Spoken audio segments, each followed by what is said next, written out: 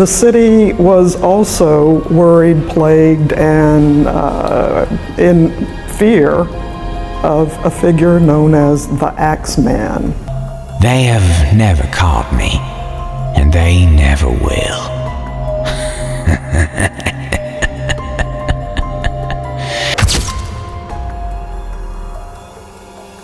Background of the Axeman. Picture the cobblestone streets of New Orleans under the veil of night, where shadows dance with an eerie allure. It's within this haunting backdrop that the Axeman's reign of terror unfolded from 1918 to 1919, casting a chilling spell over the city. The mere mention of his name sent shivers down the spines of residents as they feared the darkness that cloaked his sinister deeds. What made the Axeman particularly terrifying was his penchant for striking when the moon held sway under the cover of darkness, while his unsuspecting victims lay in the embrace of sleep. Like a malevolent specter, he prowled the streets, seeking out homes where slumber held sway, preying upon the vulnerable and defenseless. But what truly set the Axeman apart was his macabre choice of weaponry. The Axeman didn't carry around his own tools. He simply would chisel his way in, usually through a back door, find whatever was handy, and go to work. He didn't carry his own instruments of slaying. Instead, he ventured into the homes of his victims and wielded their own tools against them. Imagine the horror of awakening to find the very tools meant for livelihood turned into instruments of slaying by a faceless assailant. It added a twisted layer of intimacy to his crimes, as if he sought to strip away any sense of safety or sanctuary from his victims. In the hushed whispers of the night, tales of the Axeman's deeds spread like wildfire, fueling nightmares and paranoia. The city of New Orleans became a shadowy labyrinth of fear, where every creak of a floorboard and rustle of the wind carried the ominous warning of his presence. Distinctive modus operandi. The Axeman's chilling routine was like something out of a scary story. Every time he struck, he'd leave behind the slaying weapon, often an axe. Can you imagine waking up to find a bloody axe in your house? When I see fit, I shall come again and claim other victims. I alone know who they shall be. I shall leave no clue except my bloody axe. Undoubtedly, your Orleanians think of me as a most horrible murderer, which I am. It was like a grim reminder of the horror he'd inflicted, sending shivers down the spine of anyone who came across it. But the Axeman wasn't content with just leaving behind weapons. He had a flair for the dramatic. Sometimes, he'd send bizarre letters to the newspapers, filled with threats and strange promises. Other times, he'd make odd deals, like promising not to harm people who were listening to jazz music. It was all pretty eerie, like a scene from a scary movie. His actions turned the city into a place of fear and paranoia, with people constantly on edge, wondering if they'd be his next victim. And with each new twist in his twisted game, the mystery surrounding the Axeman only deepened, leaving everyone wondering who he really was and what he'd do next. Target demographic and speculation. There were 12 attacks during this roughly 18 months period and 6 deaths. They were in people's homes while they slept in their own beds. The Axeman's choice of victims was peculiarly specific, primarily Italian grocers. This targeting of a particular demographic led to widespread speculation about potential racial motives behind his actions. People wondered why the Axeman singled out Italian grocers, raising questions about whether there was a deeper meaning behind his selection. One theory that emerged was that the Axeman harbored prejudice or resentment towards Italian immigrants, viewing them as easy targets for his heinous crimes. Another speculation was rooted in the socio-economic status of Italian grocers at the time. These individuals often operated small businesses, making them vulnerable to robbery and exploitation. The Axeman may have perceived them as lucrative targets for his attacks, capitalizing on their perceived vulnerability. The first one was particularly brutal. The Maggios found throats slashed and skulls bashed in with an axe. Additionally, some theorize that the Axeman's choice of victims could have been influenced by personal vendettas or grudges against specific individuals within the Italian community. In other cases that followed, it was usually simply the axe. This raised further questions about the complexity of his motives and the extent to which personal animosities played a role in his selection process. Letter writing and jazz proposition.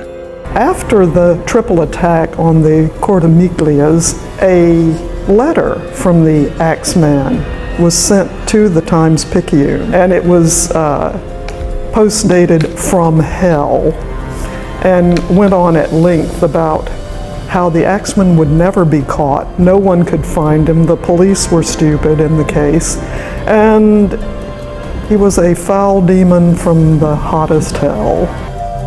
Esteemed model, they have never caught me, and they never will.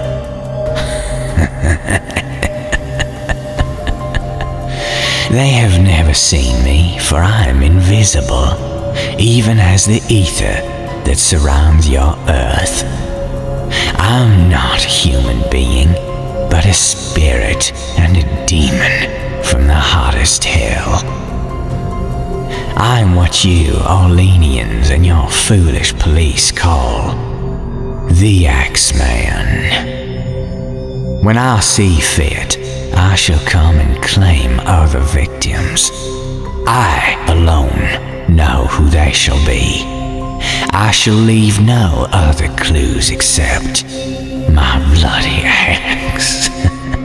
My bloody axe, besmeared with blood and brains of he whom I've sent below to keep me company. If you wish, you may tell the police to be careful not to rile me. Of course, I'm a reasonable spirit. I take no offense, none, at the way they have conducted their investigations in the past. In fact, they have been so utterly stupid as to not only amuse me, but His Satanic Majesty, Francis Joseph, etc.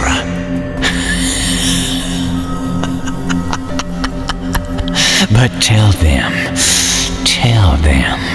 to beware. Let them not try to discover what I am, for it were better that they were never born than to incur the wrath of the Axeman.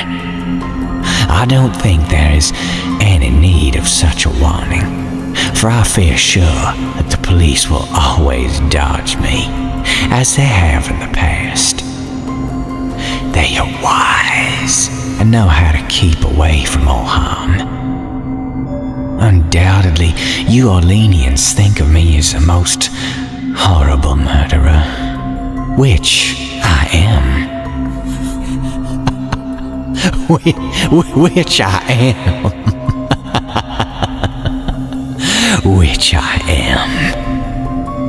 But I could be worse if I wanted to. If I wished, I could pay a visit to your city every night. At will, I could slay thousands of your best citizens, for I'm in close relationship with the angel of death. He made a proposition in this letter to the citizens of New Orleans. He would fly over the city at exactly 12:15 on March 19th, 1919. Happened to be St. Joseph's Day. Now, to be exact, at 12:15, earthly time, of course, on Tuesday next, I'm going to pass over New Orleans.